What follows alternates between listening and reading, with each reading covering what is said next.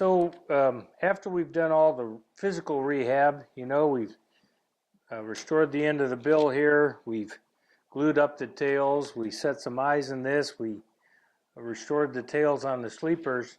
I'm going to take a little bit of flat black Rust-Oleum, which I use as a base coat, and I'm just going to cover all of them in preparation for paint. So let's go ahead and base coat them.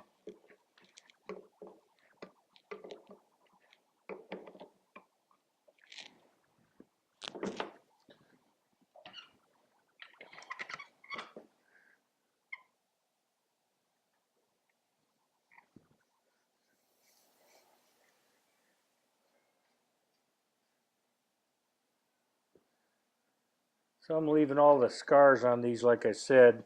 I can only imagine how many ducks were killed over these decoys. And I want to leave some of the history on them, some of the provenance on them, these things were probably in and out of the boat a lot, had a lot of wear, and I don't want to hide all that. I don't want to bring it back to brand new. I want to show its age. So you're painting directly over the eyes you just put in, right? Right over the eyes, yes, sir. And you'll clean those off. How do you clean them off? I just take a little X-Acto knife and I'll clean the base coat off the eyes once we go to paint them. So yeah, right over the eyes. And right over the paint that's on it. This flat black Rust-Oleum's got a lot of good sticking power, a lot of staying power. It'll hold paint very well.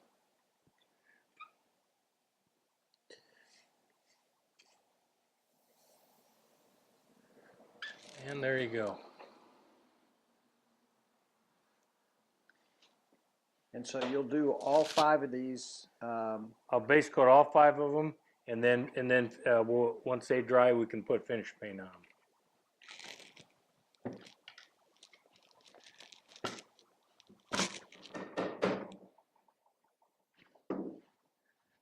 Well, so there you go. We went ahead and put a base coat on them. All the repairs are done, and I'd say front to back, probably about an hour, to get those repairs done, get them base coated, and then so after this we'll paint them up and get them ready for season to hunt with.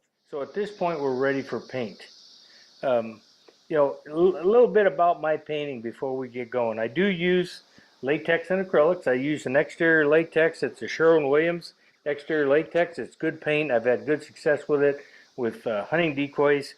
And I use a number of techniques, but really pretty much use kind of a stippling and a dry brushing technique. And I'll show more of that to you during the video. But one of the things I do is I needed a good stiff brush, okay? Because I do a lot of stippling, a lot of feathering on the decoys, and I really struggled to find a brush that was stiff enough that would really work and hold up against all that stippling, okay? So one of the things I did do is I found just very inexpensive chip brush, all right? Get it at any hardware store, and I needed something that could make round feathers, right? Well, these are straight. So what I did is I took a good pair of shears, I trimmed it half round, and I ended up with something like that. Just kind of irregular, half round, but this is you're gonna see throughout this video, this is gonna be a key to putting my round scallop feathers on. 2, 1. Okay, so at this point we're gonna start painting the hens. I have 2 colors, essentially 2 brownish henish colors, diver hen colors that I use. One is a raw umber. It's a dark, real dark chocolate, and the other one is more of what I would just call a milk chocolate, right? It's where I'm going to put the lighter color on the side pockets. So at this point, we'll break open the raw umber, and we're going to start putting this base coat on the hens. So tell us a little bit about your technique that you're using there, Pat. Well, this is what I consider a stippling technique. This is actually loading up the brush and actually pushing the paint on the decoy, and by doing that with these real coarse bristles, these bristle brushes, it puts some some texture to the actual paint, okay? It puts some texture to the paint. And so I'm just loading up the brush, okay? And I'm just jumping this brush around and really trying to build up a little texture. And that'll cut down on sunlight and you know, kind of refraction out on the water. It also gives it a little bit of texture when you go to dry brush on it, and I'll show you that later.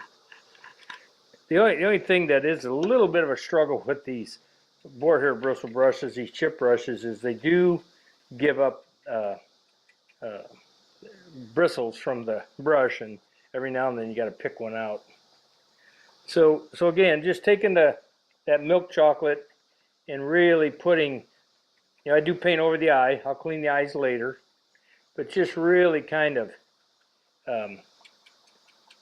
stippling, jumping that brush around, building up a little texture, making sure everything's covered. Because when I come back to dry brush later, it'll pick up some of that texturing. 2, 1. So at this point, while the hens are drying, we're going to start putting the black on the drakes. One of the things I like to do is, you know, these are gun and decoys, so I could go straight black on the heads, but just to have a little fun with some painting technique, I do a little wet on wet technique. I learned this from Michael Ashbrook, and I'm going to take some green, because in bluebill's heads, you're going to see either green or bluish purple, right? So I'm going to take a little bit of this green. I'm going to work green into mine. And this is Liquitex Basics. I'm going to put a little bit of this green on the palette here, okay? And then when I'm putting this black on, I'm going to paint this black, and then I'm going to work this green into the head. The beauty of it is everything dries uniformly, right? You know, when you work that, I'm going to paint the head with the black, and then I'm going to come back and start working that green in there, and it all dries together instead of being layered. So anyways, we'll start putting the black on the drake here, and when we get to the head, I'll explain that to you. So same technique really that we use with the hens is just stippling this on, you know, loading up the brush, just kind of stippling this on. And by the way, this technique works great on foam decoys. It works. I've used it repainting some of my friends' plastic decoys. This technique just works really well, but I still would encourage you to use the flat black Rust-Oleum base coat, because that flat black just is really a good flat surface, and paint sticks to it well.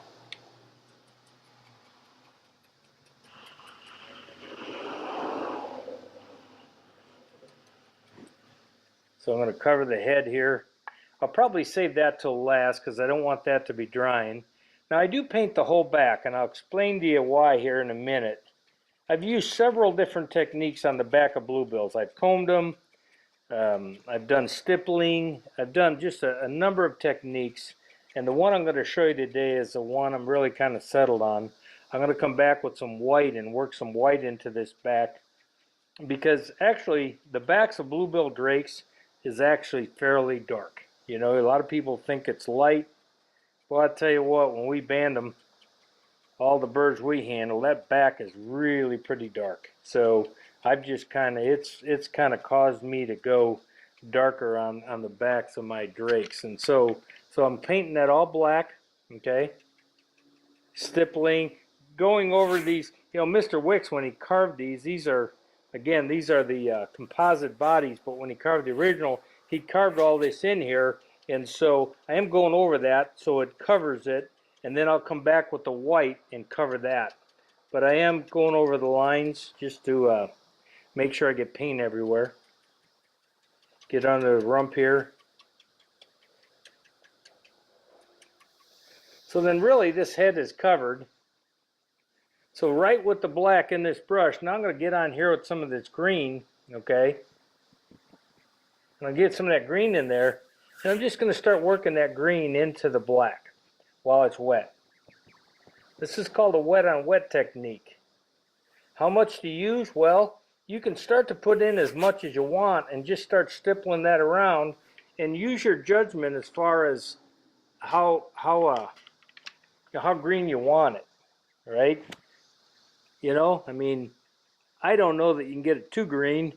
You know, acrylics and latex dry darker than what you put them on, so just keep that in mind. Okay, so then that's that. I've done this with mallard heads. I do the same thing with mallard heads, shoveler drakes. You know, I get that green in there and just really work that green in with the black. Okay, so I'll call that good.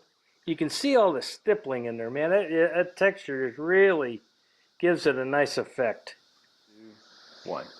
Okay, so at this point we've got the raw umber on the hens. We went ahead and put the black and then even worked the green in the drakes, and so we're going to let that dry. So now we're going to take a little bit lighter chocolate color, you know, just a couple hues down from the raw umber, and do the side pockets of the hens. And I basically do this for a kind of a backdrop on those side pockets, okay? I just want them to be just a little bit lighter. So really, essentially the same technique. So I'm going to get on here. Oop, hello. Man, sorry. That's all right. We'll be there. Just hang on. Okay, it's getting covered anyway. But so again, a benefit of well, any kind of paint really. If you make a mistake, you can wipe it off. Absolutely. You know, I wipe it off all the time. So I'm going to put this light chocolate on these side pockets. And this is where I get to use kind of the edge of that brush. Now that brush, the edge of that brush is pretty ugly, right? I leave it in the water all the time. But here's the thing. The more, you know, nature is irregular, right? And so the more irregular, the more natural I can get. This kind of jagged edge brush is going to break up that edge for me real nice. It's going to kind of give it like a feather-like appearance. And so I'm kind of taking that. I'm just kind of going around. I'm following that side pocket. And I'm going to come up to the front, okay? And then from there, I'm just going to go and kind of break that up a little bit, about like that, okay? So really, just kind of getting that on the side pocket, because this is going to get covered with a little bit of feather detail anyway, but I just want to put that lighter color under that side pocket to give it a little contrast. So I'll do that side, come back and do this side. Again, I'm going to kind of honor that side pocket that Mr. Wicks carved on these decoys and just follow that contour.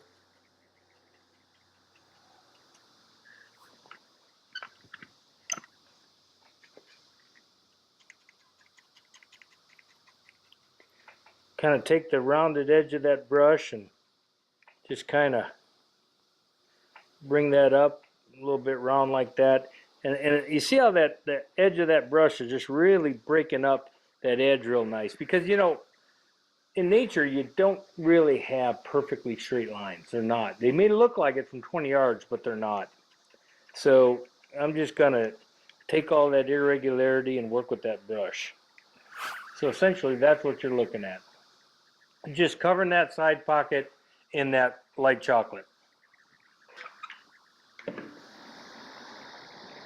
So at this point, we've got the side pockets painted on the hens. We've got the backs and the heads painted with the raw umber. We've got the black and the green on the drakes. And now it's time for some white, okay? And this, to me, is where it really gets fun. This is where I think the decoys really start to come alive, okay? And so what I'm going to do is I've got a can of white here. Again, Sherwin-Williams. I'm going to load up this brush. And I'm going to get in here, and just like I did on the hens with the light chocolate, I'm going to get in here and start to work the side pockets in on the drip. And again, using the edge of that brush to just kind of really break up the edges.